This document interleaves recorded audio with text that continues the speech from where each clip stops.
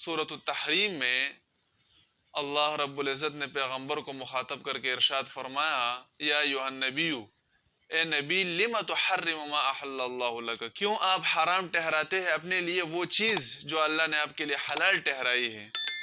اور یہ حرام ٹھہرانا اس لیے ہے تبتغی مرضات ازواجک، آپ اپنی بیویوں کی رضامندی چاہتے ہیں۔ بیویوں کی رضامندی کے لیے آپ کسی حلال چیز کو حرام نہیں کر سکتے، یہ حرام ہے، ناجائز ہے۔ پیغمبر کو اللہ رب العزت نے منع کیا۔ بخاری شریف میں روایت موجود ہے، حضرت جابر رضی اللہ تعالیٰ عنہ فرماتے ہیں کہ آپ صلی اللہ علیہ وسلم کی 9 بیویاں تھیں، یعنی ویسے تو ٹوٹل 11 بیویاں ہیں، 2 وفات پا گئی تو 9 زندہ تھیں۔ عصر کی نماز کے بعد آپ صلی اللہ علیہ وسلم ہر بیوی کے پاس جاتے تھے اور وہاں پر 5-10 منٹ جو ہے حال احوال پوچھتے۔ تو حضرت زینب بنت جحش رضی اللہ تعالیٰ عنہ آپ صلی اللہ علیہ وسلم کے لیے شہد پانی میں گول کر کے شربت بناتی اور آپ صلی اللہ علیہ وسلم کو پلاتی۔ تو ان کے پاس آپ صلی اللہ علیہ وسلم 5 منٹ زیادہ لیتے، کیونکہ شربت بنتا اور پھر اس کو نوش فرماتے تو وقت تھوڑا زیادہ لگ جاتا۔ ان کے بعد پھر حضرت عائشہ رضی اللہ تعالیٰ عنہ کا نمبر تھا، پھر حضرت حفصہ کا نمبر تھا۔ تو ان کو پتہ چل گیا کہ آپ صلی اللہ علیہ وسلم وہاں پر شربت نوش فرماتے ہیں، اس وجہ سے ٹائم زیادہ لگتا ہے۔ تو حضرت عائشہ اور حضرت حفصہ رضی اللہ تعالیٰ عنہما نے مشورہ کیا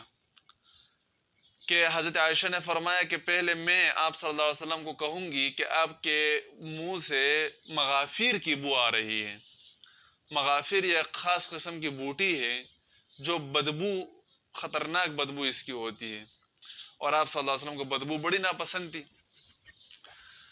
اور پھر حضرت حفصہ کو کہا کہ جب آپ کے پاس آئیں گے تو آپ بھی اسی طرح کہہ دیں کہ آپ کے منہ سے مغافیر کی بو آ رہی ہے۔ تو اس کا مطلب یہ تھا کہ آپ صلی اللہ علیہ وسلم سمجھیں گے کہ جو مکی نے شہد دیا ہے تو وہ مکی مغافیر کے پودے پر بیٹھی ہوگی، اس وجہ سے شہد میں مغافیر کی بو ہے تو مغافیر چھوڑ دیں گے، تو شہد چھوڑ دیں گے آپ صلی اللہ علیہ وسلم۔ تو جب دونوں نے اسی طرح کیا تو آپ صلی اللہ علیہ وسلم نے حضرت حفصہ رضی اللہ تعالیٰ عنہ کے سامنے قسم کھائی اور ارشاد فرمایا کہ آج کے بعد میں یہ شہد والا شربت نہیں پیوں گا اور اس سے میں سخت پرہیز کروں گا، لیکن آپ کسی کو بتانا نہیں۔ تو حضرت حفصہ رضی اللہ تعالیٰ عنہ نے حضرت عائشہ رضی اللہ تعالیٰ عنہ کو بتا دیا۔ تو اللہ رب العزت نے پیغمبر کو منع فرما دیا کہ آپ ایک حلال چیز کو اپنی بیوی کی رضامندی کے لیے اپنے اوپر حرام نہ کریں۔ اسی طرح طبرانی اور نسائی شریف میں ایک دوسری روایت بھی موجود ہے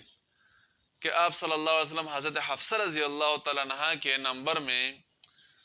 جب ان کے گھر میں تشریف لے گئے تو حضرت حفصہ رضی اللہ تعالیٰ عنہ نے اجازت چاہی کہ میں اپنے والدین کے گھر جانا چاہتی ہوں، تو آپ صلی اللہ علیہ وسلم نے اس کو اجازت دے دی، وہ چلی گئی۔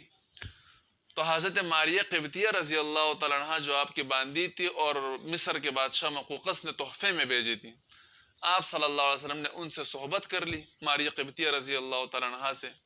اور ان سے پھر ایک بیٹا بھی پیدا ہوا ابراہیم رضی اللہ تعالیٰ عنہ۔ تو جب آپ صلی اللہ علیہ وسلم نے صحبت فرمائی، جمع کیا ان سے،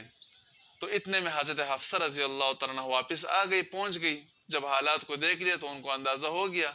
کہ آپ صلی اللہ علیہ وسلم نے حضرت ماریہ قبطیہ رضی اللہ تعالیٰ عنہ کے ساتھ صحبت فرمائی ہے، تو رونے لگی حضرت حفصہ رضی اللہ تعالیٰ عنہ، اور آپ صلی اللہ علیہ وسلم سے ناراض ہو گئی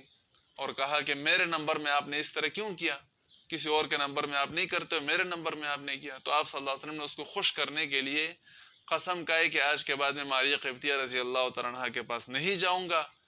اور یہ میرا آخری دن ہے۔ تو اللہ رب العزت نے منع فرما دیا اور فرمایا کہ اللہ رب العزت نے جب آپ کے لیے ماریہ قبطیہ کو حلال کیا ہے تو آپ کیوں اپنی بیوی کی رضامندی کے لیے اس کو اپنے اوپر حرام کرتے ہیں۔ تو روایات میں آتا ہے کہ آپ صلی اللہ علیہ وسلم نے پھر حضرت حفصہ رضی اللہ تعالیٰ عنہ کو طلاق بھی دے دی، لیکن اللہ رب العزت نے پھر حکم نازل فرما دیا کہ رجوع کر دے، آپ طلاق نہ دے لیکن اس طرح نہ کرے، کوئی حلال چیز اپنے لیے حرام نہ کرے۔ ایک روایت میں ہے کہ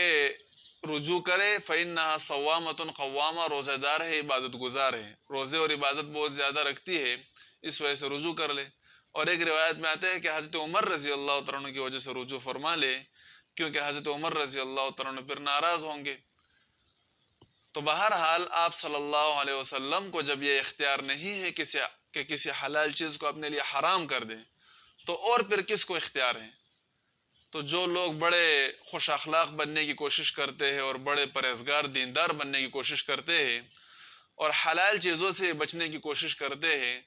تو یہ سب سے بڑے بے دین ہے، یہ جہالت ہے، یہ حماقت ہے، بے وقوفی ہے، یہ کوئی تعلیم نہیں ہے، یہ جہالت ہے، یہ کوئی ترقی نہیں ہے، تنزل ہے، یہ بے دینی ہے، دین سے دوری ہے۔ اس وجہ سے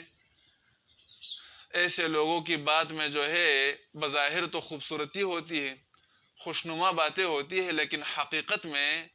یہ دین بیزاری ہوتی ہے اور اللہ سے دوری ہوتی ہے اور جہالت اور حماقت ہوتی ہے۔